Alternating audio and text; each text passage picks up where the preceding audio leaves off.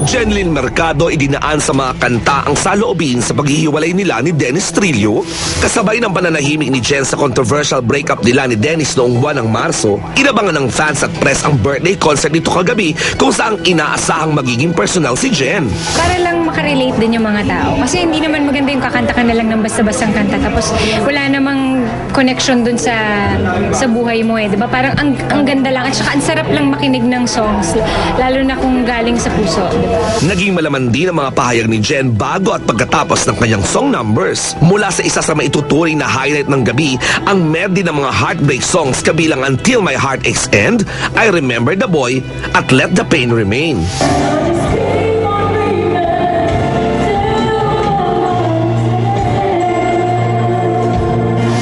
Pinagsama-samang songs ng aking emotions, kung ano yung mga nararamdaman ko, ganyan. Nakita ko, masaya, nasaktan, umiyak, gano'n.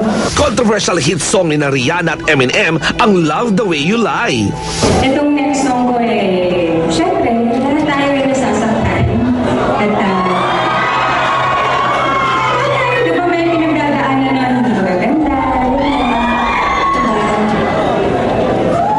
Basta, yun. At 80 song na Alone.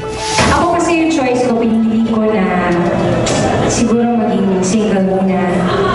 Tama, no? Tsaka, pinili ko maging masaya kahit na mag-isa ako, di ba?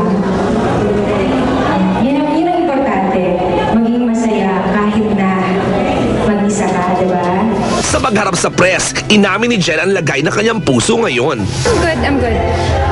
Siyempre hindi naman ganun kadali eh. Pero, moving on. At nagpahiwatig pa sa posibilidad na magkakaroon ng pag-aayos sa pagitan nila ng huling nakarelasyon.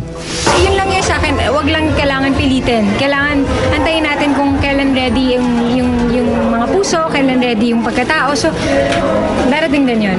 Samantala, si Dennis Trillo na nakatakda ding mag-birthday sa susunod na linggo, tumulak ng Hawaii para magtrabaho.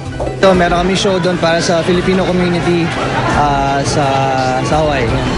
Umiwas na sumagot sa anumang issue. Tutukan ang susunod na developments sa tumitinding mga intriga kina Jenlyn at Dennis dito lang sa Showbiz Central.